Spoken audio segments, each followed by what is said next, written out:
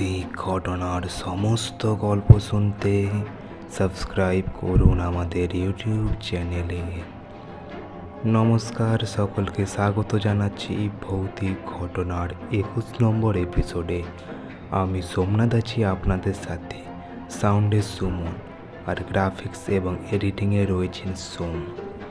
আজকে আপনারা শুনতে চলেছেন দুটি সত্য ভৌতিক কাহিনী।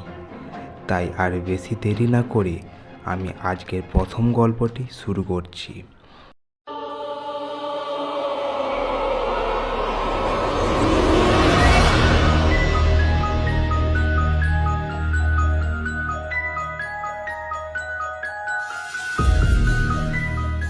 আজকের প্রথম গল্পটি রক্তিম বীরভূম থেকে পাঠিয়েছেন। রক্তিম যেভাবে গল্পটি পাঠিয়েছে আমি সেভাবেই গল্পটি বলে আপনাদের শোনাচ্ছি। ঘটনাটি আমার বাবার কাছ থেকে শোনা। বছরটা ছিল 2000 সাল। তখন আমার জন্ম হয়নি। আমাদের বাড়ি বীরভূমে। আমার বাবা হলেন একজন শিক্ষক। তিনি যথারীতি নিজের ক্লাস শেষ করে বাড়ি ফিরছিলেন। ঠিক তখনই ঘোষবাবু অর্থাৎ বাবার একজন বন্ধু পিছন থেকে ডাকলেন। বাবা বললেন, কি হয়েছে? তখন তিনি উত্তর দিলেন, এই রূপু, একটু আয় না, আমার মেয়েটা কেমন করছে। বাবা তখন তার বাড়িতে গেলেন। গিয়ে দেখলেন পূর্ণিমা অর্থাৎ ঘোষবাবুর মেয়ে সিঁড়ি দিয়ে নেমে আসছে টলতে টলতে। তার সারা গায়ের রং নীলচে হয়ে গেছে এবং মুখ থেকে সাদা রঙের ফেনা বেরোচ্ছে। তখন বাবা মনে মনে ভাবলেন মেয়েটি বিষ খেয়েছে। তখনই বাবা তাকে নিয়ে হাসপাতালে গেলেন। ডাক্তার বললেন রোগীর অবস্থা খুব খারাপ, মানে ডাক্তারের কাছ থেকে সেই রকম কোনো আশা পাওয়া গেল না। বাবা সারা রাত তার পাশে বসেছিলেন। ঠিক ভোর 3টার সময় মেয়েটির জ্ঞান ফেরে এবং বাবাকে বলে, দীপুদা, জল খাওয়াও। বাবাকে ডাক্তার বলেছিল যে জল খাওয়ানো যাবে না। যদি খুব জল খেতে চায় তাহলে চামচে করে কম কম করে খাওয়ানো যেতে পারে। ডাক্তারের কথা মতো তিনি কম কম করে মেয়েটিকে জল খাওয়ান। পূর্ণিমা মুখ খুলে বাবার হাত থেকে এক ফোঁটা জল নিতেই তার নিঃশ্বাস থেমে গেল। তারপরে ডাক্তারবাবু এসে বললেন রোগীকে আর বাঁচানো গেল না। তারপর দেহ নিয়ে গিয়ে সৎকার করা হয়ে গেল। ঠিক তার পরের দিন বাবা রাতে পড়ানো শেষ করে বাড়ি ফিরেছিলেন। ঠিক সেই সময় বাবার কানের সামনে কেউ যেন আস্তে আস্তে বলে গেল, এই রূপদা, জল দিবি না? বাবা তখন চমকে উঠলেন। তখন চারিপাশ বেশ অন্ধকার, কারণ অনেকটাই রাত হয়ে গেছে। বাবা আশপাশে ফিরে দেখলেন কেউ তো নেই। তখন বাবার মনে হলো এটা বুঝি মনের ভুল। আবার সে যেতে লাগলো। এমন সময় বাবার পিছন থেকে আবার কেউ একটা বলে উঠল, এই রূপদা, জল দিবি না? বাবা তখন একেবারে চমকে উঠলেন।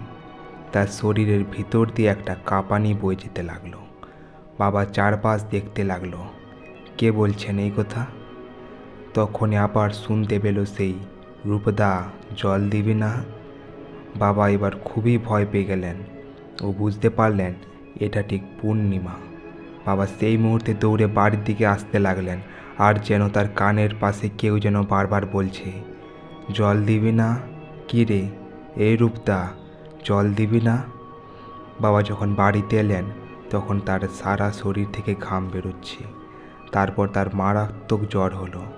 ডাক্তার দেখিয়েও সেই জ্বর কমানো গেল না। অবশেষে ওঝা দেখিয়ে বাবার জ্বর কমানো হলো। এই ছিল আমাদের আজকের প্রথম ঘটনা। গল্পটি কেমন লাগলো অবশ্যই কমেন্ট করে জানাবেন। তাই আর বেশি দেরি না করে আমরা আজকের দ্বিতীয় ঘটনাটি শুরু করছি। যে ঘটনাটি শোনাতে যাচ্ছি সেটি একটি মানুষকে ভূতে ধরার ঘটনা। ভূতে ধরার ঘটনা শুনলে আমরা খুব হেসে উঠি, কিন্তু এই ঘটনাটি যার সাথে ঘটে সেই একমাত্র জানে তার সাথে কি হয়। তাই তোমরা মন দিয়ে ঘটনাটি শুনবে। তাই ঘটনা শুরু করলাম। আমি দিল্লিতে থাকি। আমি রেল লাইনে চাকরি করি, তাই আমাকে দিল্লিতে আসতে হয়েছে। আমি মহিপালপুরে রুম নিয়ে থাকার জন্য। এখানে সবাই রুম একসাথে নেয়, তাই আমিও তাই করেছিলাম। আমার রুমটা ছিল একদম নতুন, কেউ নাকি আগে থাকেনি সেই রুমে। আমি চাকরিতে জয়েন করার পরে ওই রুমে থাকতে লাগলাম। যেদিন প্রথম দিন রুমে আসলাম সেদিন সকালে আমার ফোন চুরি হয়ে যায় আমার পকেট থেকে। তার কিছু মাস পর আমার খুব শরীর খারাপ হয়, ডাক্তার দেখাই, কিন্তু ডাক্তার কিছুই বলতে পারেন না যে আমার আসলে কি হয়েছে। বিভিন্ন রকমের টেস্ট করানোর পরেও কোনো ধরনের রোগ ধরা পড়েনি। তাও আমার শরীর দিন দিন আরও খারাপ হতে থাকে। এই রকমভাবেই চলতে থাকে। ডেলি আমি আমার চাকরি করতে থাকি। হঠাৎ একদিন রাত্রিবেলা তখন 2:30 বাজে, তখন আমার ঘুমটা হঠাৎ ভেঙে গেল। ঘরে তখন পাখা চলছে, তখন পাখার আওয়াজ পাওয়া যাচ্ছে। আমি চোখ বন্ধ করে শুয়ে আছি, কারণ আমার সকালে অফিস যেতে হবে। চোখ যদি খুলি তাহলে আর ঘুম আসবে না। যখন ঘুম আসে না তখন চোখ বন্ধ করে রাখলে ঘুম আসার সম্ভাবনা অনেকটা বেড়ে যায়। হঠাৎ মনে হলো আমার ঘরে কেউ যেন দাঁড়িয়ে আছে। আমি তখন চোখটা খুলে ভালো করে দেখার চেষ্টা করলাম। অন্ধকারের মধ্যে দেখতে পেলাম একজন সাদা কাপড় পরে একটি মহিলা আমার দিকে তাকিয়ে আছে এবং সে হাসছে। আমি কিছুক্ষণের জন্য ভয় পেয়ে গেলাম। আমার ঘরে ওটা কে? ঠিক কিছুক্ষণ বাদে আমি দেখলাম সেই ছায়ামূর্তি আমার দিকে ধীরে ধীরে এগিয়ে আসছে। তখন কেন জানি না আমার শরীরটা অবশ হতে শুরু করেছিল। আমি হাত পা কিছুই নাড়াতে পারছি না, আমার গলা দিয়ে কোনো আওয়াজ বেরোচ্ছে না। সে ধীরে ধীরে আমার মাথার কাছে এসে গেল এবং সে তার মাথা নিচু করে আমার মুখের উপর, একদম আমি চোখ খুলে দেখতে পাচ্ছি তার মুখ ঠিক আমার মুখের উপর। সে আমার দিকে তাকিয়ে আছে, অদ্ভুত ফ্যাকাশে তার মুখ এবং চোখের মধ্যে কিছু নেই, এবং সে আমার দিকে তাকিয়ে একটা কেমন যেন হাসি হাসছে। সেটা দেখে আমি মা বলে চিৎকার করে উঠলাম এবং তারপর সব ঠিক হয়ে যায়। সেই রাতে আমার ভয় আর ঘুম হলো না, গলা শুকিয়ে কাঠ হয়ে এসেছিল। আমি 1 বোতল জল খেয়ে ফেললাম। এই ঘটনা আমি আর কাউকে বলিনি। এই ঘটনা ঘটবার ঠিক 3 দিন পরে আমার সাথে শুরু হলো আরও এক নতুন ঘটনা। এর ঠিক 3 দিন পর থেকে রোজ রাত্রি 2:30টার সময় আমার দরজায় কেউ নক করে। ফার্স্ট টাইম নক হতো, তখন আমি আমার জানালা খুলে দেখলাম কেউ নেই। তারপর আমি আবার শুয়ে পড়লাম। খানিকক্ষণ বাদে আবার নক হলো। আমি তখন বললাম, দরজায় নক কে করছে? তখন কেউ আর সাড়া দিল না। আমি ভাবলাম কেউ হয়তো ইচ্ছে করে করছে। তারপরে আবারও যখন নক হলো তখন আমি বসে আছি, আর যখনই দরজায় নক হয়েছে সেই সময় আমি দরজাটি খুলে দিয়েছি, কিন্তু দরজার বাইরে কেউ নেই। শুধু একটা দমকা বাতাস আমার শরীরে বয়ে গেল। তারপর থেকে রোজ রাত্রি 2:30টার সময় দরজায় কেউ এসে নাড়া দিত। আমি দরজা খুলে দেখতাম কেউ থাকতো না। আমার শরীরের মধ্যে কেমন যেন হতো। আস্তে আস্তে আমি খুব অল্প কথাতেই রেগে যেতে শুরু করলাম, কিন্তু আমি এই রকম ছিলাম না। আমার মাথা গরম হয়ে যেত খুব তাড়াতাড়ি। কারোর কোনো কথা আমার ভালো লাগতো না। ধীরে ধীরে আমি আর কারোর সাথে কোনো কথা বলতাম না। আমার অফিসে কাজ হয়ে গেলে আমি আমার বাড়িতে এসে চুপচাপ থাকতাম, নিজের মতন করে সময় কাটাতাম। কোনো বন্ধু বান্ধবদের সাথে ঘুরতে যাওয়া আমার আর ভালো লাগতো না, অথবা ফোনে গল্প করা কোনোটাই আমার ভালো লাগতো না, এবং আমার কোথায় কোথায় মাথা গরম হয়ে যেত। এগুলি দিন দিন বেড়েই চলেছিল। আর একদিন এই মাথা গরমের জন্য আমার অফিসে একজন কর্মচারীকে গালে চড় মেরে দেই, আর আমার চাকরিটা চলে যায়। ও পরে আমি অনেকবার ভাবি যে এই রুমটা ছেড়ে দেব। কোনো যেন একটা মায়া আমাকে আঁকড়ে ধরেছিল সেই রুমের সাথে। আমি সেই ঘরটা কিছুতেই ছাড়তে পারছিলাম না। কেমন যেন একটা অদ্ভুত মায়ার মধ্যে আটকে পড়ে গেছিলাম, যেটা আমি এখনও কাউকে বলে বোঝাতে পারবো না। আমি সেই রুম আর কিছুতেই ছাড়তে পারিনি। আমার চাকরি যাবার 1 মাস পর আমার ঘর থেকে সমস্ত কাগজপত্র কোথায় যেন হারিয়ে যায়। অনেক খোঁজেও আমি আর সেই সমস্ত কাগজগুলো পাইনি। চাকরির জন্য অনেক পরীক্ষা দেই, কোনো চাকরি আমি আর পাইনি। ততদিনে আমার শরীরটা অনেক দুর্বল হয়ে গেছে, আমার চেহারা অনেকটা রোগা হয়ে গেছে। ধীরে ধীরে আমার শরীর আরও খারাপ হতে লাগলো। এমন সময় আমি সব ভুলে যেতে লাগলাম।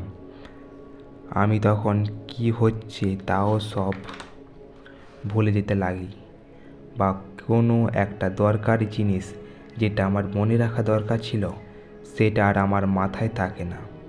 রোজ রাত্রি 8টার সময় আমার ঘরের দরজায় সেই দরজা নক করার ঘটনা চলতে থাকতো।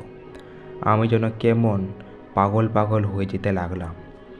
আমার আর কিছু ভালো লাগতো না, অথচ এই বাড়িটা থেকে চলে যেতে পারতাম না। একদিন এক পুরোহিতকে ডেকে পুজো করাই, কিছু হয় না তাতে। অবশেষে 2019-এর 31শে ডিসেম্বর আমার শরীর এত খারাপ হয়, পুরো ঘর থেকেই আর বেরোতে পারি না। 103 থেকে 104 ডিগ্রি জ্বর, কোনো ওষুধ খেলেও কমতো না।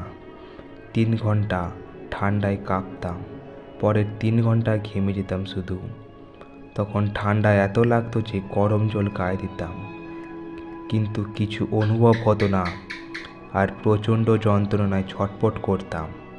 আমার হাত থেকে পা থেকে গরম ধোঁয়া বের হতো। আমি একদিন ঠিক করে ফেললাম যে রুমটা ছাড়তে হবে। 2020 6 জানুয়ারি রাত 2:30টার সময় দরজায় লক দিয়ে দরজা খোলার আওয়াজ পেলাম। দরজাটাকে খোলার চেষ্টা করছি, হঠাৎ করে জানালা খুলে গেল আর হাওয়া দিতে লাগলো। জানালা নিজে থেকে খুলেছে আর নিজে থেকেই বন্ধ হচ্ছে, কিন্তু বাইরে কোনো ঝড় নেই, বাতাস নেই। কনকনে দিল্লির ঠান্ডা টানা 3:30 পর্যন্ত এই ঘটনা হতে লাগলো। ভোর 4টা বাজলো যখন, তখন সব শান্ত। আমার কাছে একটা খরগোশ আছে, ও ভয়ে আমার কাছে এসে বসেছিল। আমি সেই মুহূর্তে ওই খরগোশটাকে নিয়ে গিয়ে ছাদে বসে পড়লাম। পরের দিন সকালে আমার বন্ধু এসে দেখলো আমি ছাদে শুয়ে আছি। সে এসে আমাকে বলল, তুই এই রুমটাতে থাকিস না। তারপর আমি অন্য রুম খুঁজতে শুরু করলাম।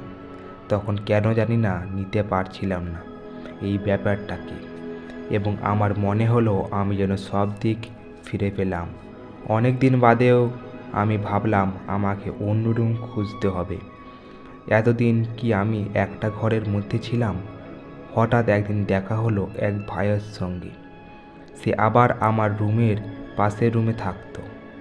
অনেক আগে আমি তাকে সব ঘটনা খুলে বললাম। উনি তখন আমাকে বলল যে আমি যেই রুমে থাকি ওই রুমে আগে ঘর মালিক ও তার স্ত্রী ছেলে মেয়ে থাকতো।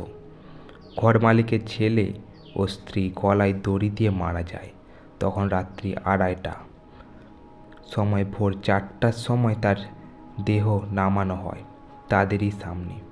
পরে ওই রুমটা নতুন করে তৈরি করা হয়, এবং ওই বাড়ির মালিক ওই রুমের বিষয়ে কোনো কিছু বলতে চায় না।